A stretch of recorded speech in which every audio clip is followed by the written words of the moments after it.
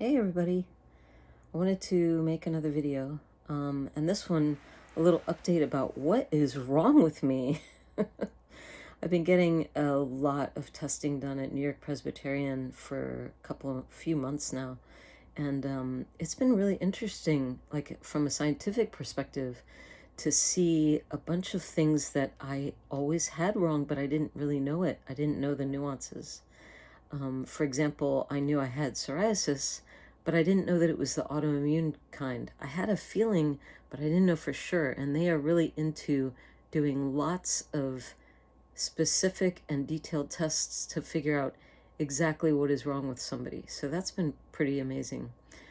Also, a bit frightening because there's a lot of stuff. And the way I've been thinking about it lately is that before COVID, it's as if like through my whole life I started to become like this pile of dry wood that then got gas put on it. And how did that happen? Because I used to push through all of these issues that I had, and just like ignore them. And two of my biggest problems are resting and letting someone take care of me. So I didn't do those things, and it built up over time. So what happened was that COVID was like a match, because it was a new virus. It was like a match that just lit that whole bonfire on fire. It might have just kept going like slowly, little bit at a time through many years. Maybe some of these things I wouldn't have even gotten, but they all came on at once, and that's why I feel so sick. So what do I have? I have to read it out because I can't remember all these things. Okay. I have a reactivation of two viruses, Epstein-Barr virus and HHV6, which you usually get when you're a little kid. So those two things make me just feel generally ill, like lots of lymph node pain and just feeling sick all the time. My immune system is messed up. My immune system doesn't make antibodies to the pneumonia vaccine. All those vaccines I got, and they didn't do anything.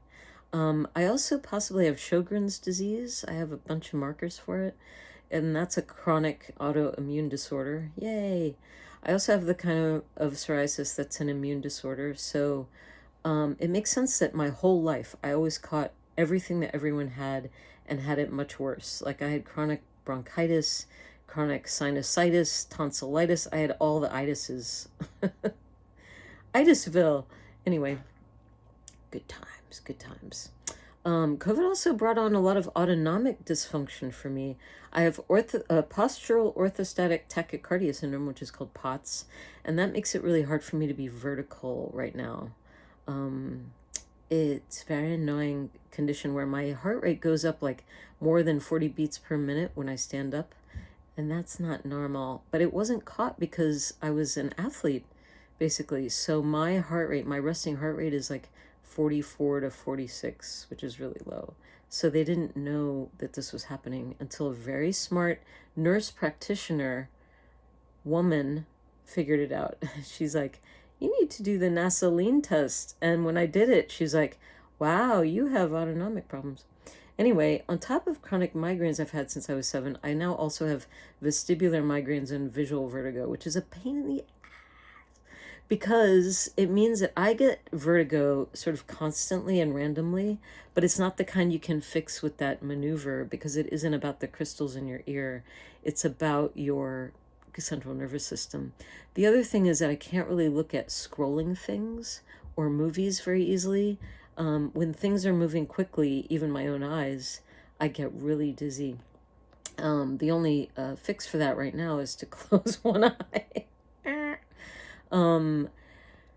I'm really happy to announce, though, that I'm being given medications, and it's tough for me to take medications because I'm extra sensitive and have a paradoxic response, however you say it. Anyway, and that has been shown by some genetic testing, some DNA stuff. It shows that I don't respond normally to medicine, so I have to start with really low doses and go really slowly, which is what we're doing. And I'm having some results already. I'm having some traction with the POTS. It's getting a little better. And with the visual vertigo, another medication is helping that a little bit. So I have a tiny little light at the end of a long tunnel, But it's really exciting to see that light after so long of just constantly declining, and not really knowing what's wrong. So to be able to be finding out some of these things and having a little bit of relief has been amazing. And I just look forward to like finding out more things and hopefully getting more relief in the future. Here's to better living through pharmaceuticals. Yay!